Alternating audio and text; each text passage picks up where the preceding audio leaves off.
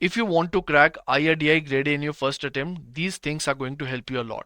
The first is that please have a well-defined study plan. You should have a complete clarity that what all you are going to do in the next 2 months, be it with respect to the coverage of the syllabus components or be it regarding the revision and mock test papers, right? So you need to have complete clarity regarding your steps that you are going to take as a part of your preparation. Then only you will be able to implement it in an efficient manner. The second is you need to be comfortable with quant reasoning English and GA at any cost, because अगर आप सिर्फ IRDI को भी target कर रहे हैं तो please remember that वो स्टूडेंट्स जो ऑलरेडी बहुत सारे रेगुलेटरी बॉडी एग्जामिनेशन की तैयारी कर रहे हैं वो इस एग्जाम के लिए भी अपियर होंगे और उन्होंने क्वांट रीजनिंग इंग्लिश और जीए ऑलरेडी पढ़ा हुआ है, तो आपको भी ये पढ़ना होगा. You have to make sure that you are not compromising with this component because यहाँ पर कॉम्पिटिशन बहुत हाई है, राइट? तो अगर आपको फेज 2 तक पहुंचना है तो फेज 1 क्लियर करने के लिए क्वांट रीजनिंग इंग्लिश और जीए में मेहनत करनी पड़ेगी.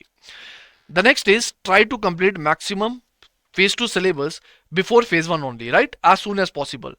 Because point is that basically phase 1 और फेज 2 के बीच में आपको बहुत ज्यादा टाइम नहीं मिलेगा. You will be getting around 30 days only, right?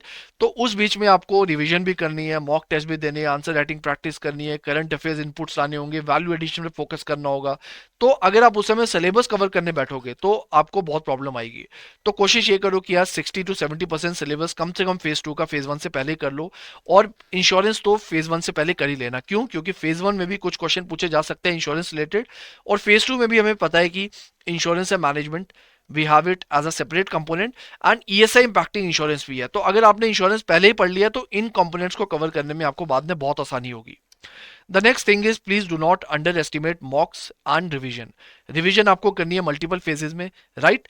And ये नहीं कि आप सिर्फ एक दो बार रिवाइज करके जा रहे हैं, मल्टीपल टाइम रिवाइज कीजिए ताकि चीजें आपके टिप्स पर हो, राइट? तभी आप एक क्वालिटी कंटेंट डिलीवर कर पाओगे एग्जामिनेशन में. The next is that you need to practice answer writing practice also, right? Because जो आरबीआई जैसे एग्जाम है वो टाइपिंग बेस्ड एग्जाम्स होते हैं बट आईआरडीए में आपको लिखकर आंसर देना होगा, राइट? एंड स्पेस भी वहां पर बहुत लिमिटेड होगी, वर्ड लिमिट भी अलग होती है. तो वो सब चीजें आपको प्रैक्टिस करनी होंगी बट इसके लिए आप आई वुड से अगर नहीं है अभी टाइम तो फेज 1 के बाद भी कर सकते हो but please keep it at the back of your mind so that basically you can consider it as a priority at the right moment, right?